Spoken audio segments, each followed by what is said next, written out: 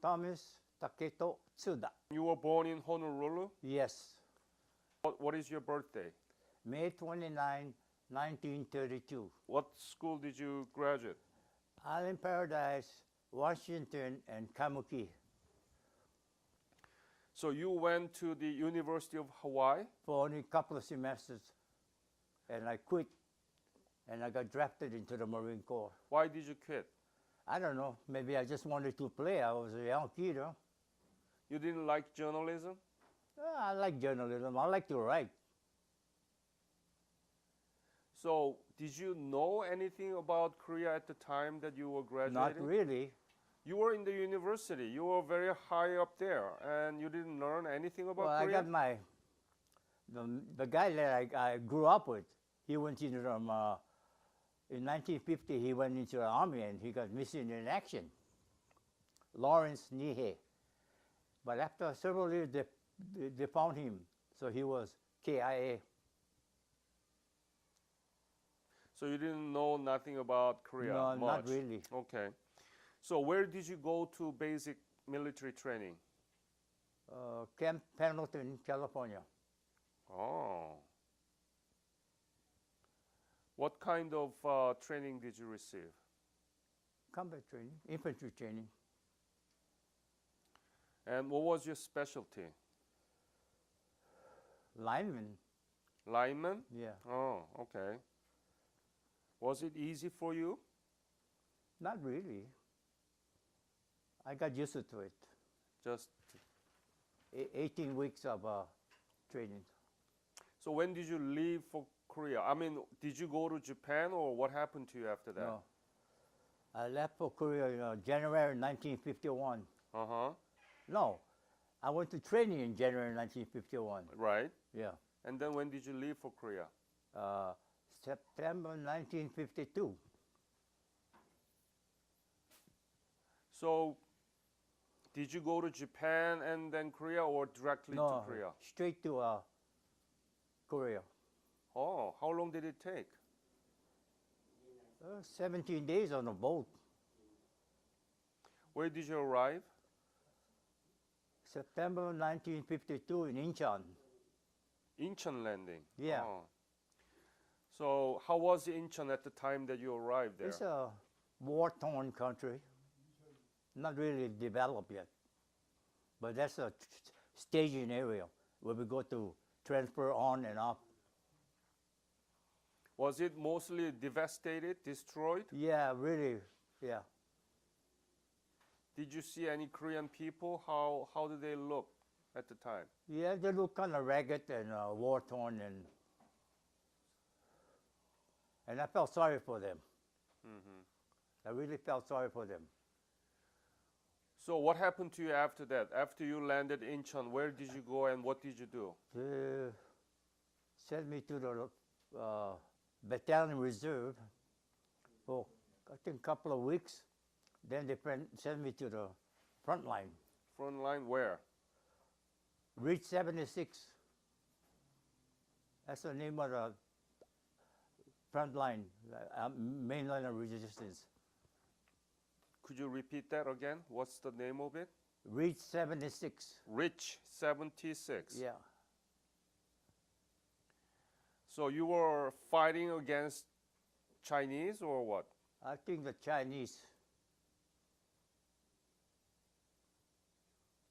Tell me about those typical day of your service. What did you do? In Korea? Yeah, in Korea in Reach 76. Well, I got there in, I think, winter time because it was cold. And I was assigned to a H Company, 3rd Battalion, 7th What Marine. was your typical duty? What did you do? Well, at night, well, there's a lot of fighting going on at night, but during the day we just rest, sleep, ride ladders, and just take it easy because the fighting was usually at night.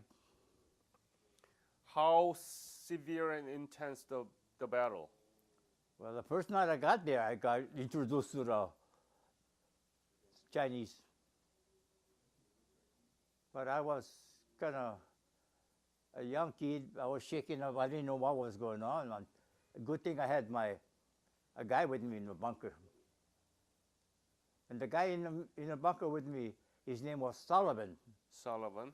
He's from Hawaii. Huh. I was lucky. So he talked to me the way we talk in Hawaii, right?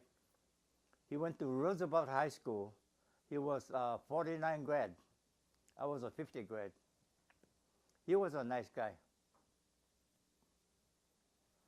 And during the day it's cold. Wintertime is cold, so we stay in a bunker with a heater, keep warm. It was really cold. Were you scared at the time? I was kind of hesitant, yeah, on age, yeah, because I was new. I didn't know what was going on. Took me a while. I know I was there for do a job, right? Help the South Korean, and yeah, I'm fighting for my country and not South Koreans too, not just my country, because I thought that I didn't want communism to spread. I think that's why we're there for, prevent communism from spreading. Any occasion where that you almost lose your life, dangerous moment? Several times. I don't know if the artillery shell was blasting right next to me, and the day I got hit, I got flash wound from a BB gun, you know? And I got several fragments of fragmentation grenade in my back, and I got hit by a rifle on my face. Oh boy. But I still got scar, in and out. You mean the bullet? Bullet scar? Yeah, I got a scar here and inside too. So you got the Purple Heart? Oh yeah, You did? How Yeah. many? One? one. What was the most difficult thing during your service? I don't know. There's a lot of events that I just wanted to forget about, but surviving the wounds and all the attacks that were coming up at us. At the time, I just wanted to defend myself. I was a young kid, 19 years old. But I lost a lot of guys that was in my squad that didn't make it back from mainland, Hawaii.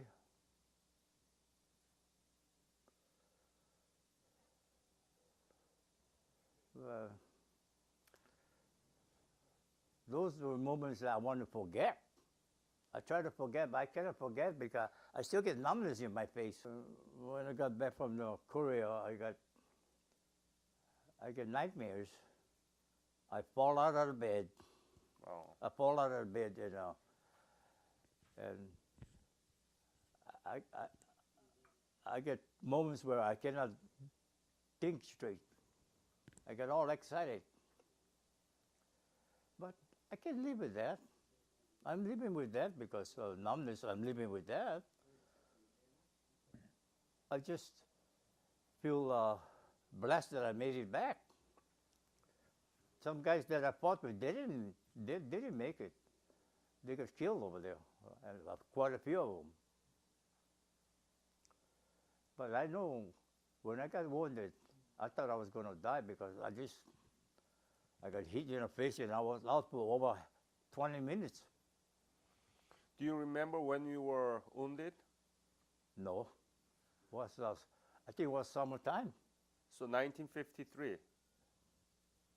I think so. Yeah. So when did you leave Korea?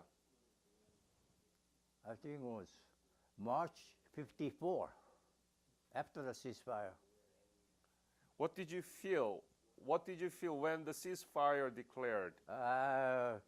I was on a line, and the Chinese were waving the white flag. They were waving at us. But I was hesitant. I didn't want to go out on a region. They might shoot me. Yeah. So I kind of held back. We all held back. We finally got used to that, and We talk to each other, Oh, the really? Chinese. Well, not really waving hands and shaking hands and all that stuff. What did you talk to each other? I don't know. I forget. Huh? They were the enemy, and Yeah, you were but talk to them? they were the enemies. But then we got friends. We made up with them. And they were in the same position as us. They were fighting for the country. So I know they don't want to fight because their life is on the tightrope, right? They were walking a tightrope just like us. I know they were happy when ceasefire was announced. Was 10 o'clock at night. I'm not too sure. Was at night. So if you meet again those Chinese soldiers that you fought against now, are you willing to shake hands? Oh yeah, I'm willing to shake hands. Like I said, they were doing the job. So was I. So was you. So were you, right? They were only armed soldiers, that's all. So you never imagined that you would be in Korea and fighting against Chinese and North Koreans? Never. No, never in my life. How do you think about it right now? Looking back those years, how did you put all this thing into a perspective? What happened to you? Why was you there? Why were you there? And what is Korea now? Well, I know I was there to fight communism, and which was okay with me. Somebody had to do the fighting. But when I reminisce and think back, I have no regrets. I have no regrets. Like I said, somebody got to do the fighting, right? Somebody got to do the cooking, truck driving. I'm the one to do the fighting. I'm just blessed I made it back. So what is Korea now to you? Oh, it's a different country. Have you been back to Korea? Yeah, 2 times. 2 times. When did you go? July of last year, and September of 1956. 56. You were there in 1956 again? Revisit Korea. Oh, 1956? No. No. 1990. 96. No. 86? 2006. 2006. Yeah. So, you were there last year? Yeah. I went to revisit Korea, and I wanted to stay there. You have a very clear image of Korea in 1953. Yeah. And you went back there 2006, 2013. Yeah. What do you see? What is the change The there? Can you big difference in the economy, roads, the buildings and everything, and the people are nice, especially the young kids. They would come up to me at the warming room and they would say, thank you. The young kids now, I'm talking about 12, 13-year-old kids, they would shake my hand and say, thank you, sir, and made me feel good.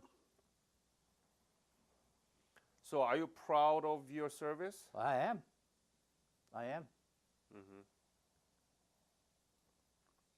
Very good. You wounded. You sacrificed a lot, but you still proud of that. Yeah. Being wounded is nothing. It's just I was there at the wrong time. If I got wounded, I wouldn't be able to. If I didn't get wounded, I would be able to fight. But I got wounded. I went to the hospital ship. Oh, in Incheon or Busan? I don't know. I think Incheon. Incheon, right? Yeah, I'm not sure. Uh-huh. It's a big white hospital ship. Right. I think it's European. That was Switzerland or Swedish. Swedish. Yeah. Yep. Yeah. Because I know those. I remember those nurses were talking in different language, but they would talk to me in English. I rode a helicopter from Able Med to the hospital ship. Took only 20 minutes or something, right? Do they treat you well? Yeah. They treated me well. Mm-hmm. But I couldn't eat for several weeks. So all I had was soup,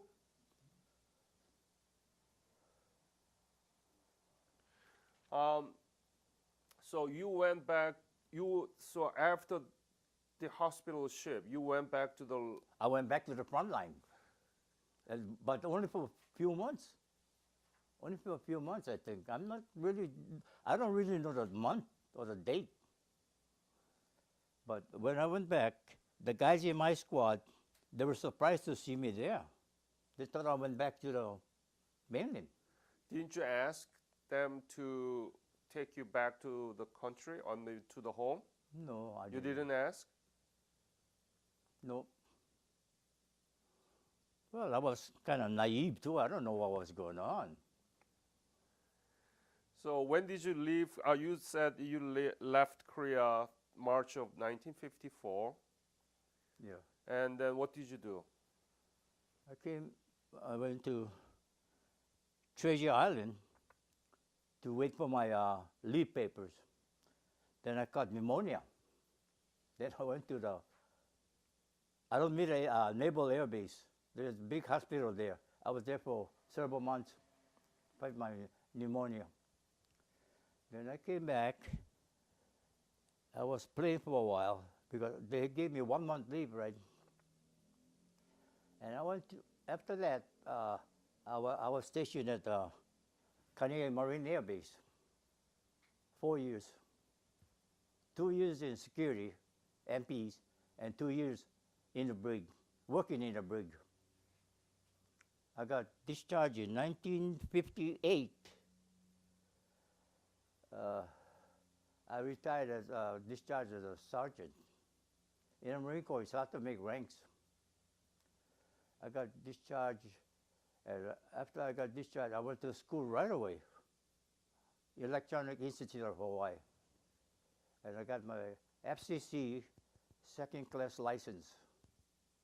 I worked for the Hawaii Newspaper Agency because I thought that was a better security for me, the future, right? They ought a better future for me. Because the radio station in California, they were private firms. I don't know what's going to do next month or next year, right? So I got a job offer for me in Hawaii Newspaper Agency. And I took that job and 34 years. What do you want to say to Chinese, Korean, and Japanese? They are not happy about each other. What do you want to say to them? I don't know, the Koreans and the Japanese have been fighting for how long? Before I was born, right? Right. I really think that the Japanese were out of line when they invaded Korea in 1920 something? 1910. 1910. Yeah. Why? I don't know why they invaded. They were neighbors. Chinese? Well, it's the upper echelon that all the guys fighting in a war with us in Korean War, they were just infantrymen. They were fighting for the country. They didn't know what was going on. So were we. We didn't know what was going on. We were just responsible for our country, prevent communism from spreading. I know because the North Koreans was communist, right? And so was the Chinese. They were communist nation. But all in all, I have no regrets, nothing against the Chinese or even the Koreans. They were nice to me when I went back.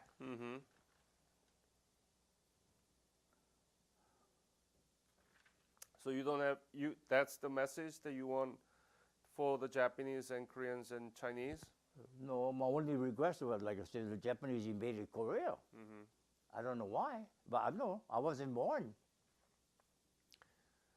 Any other message do you want to leave to this interview about your service, the fights Well, during the war?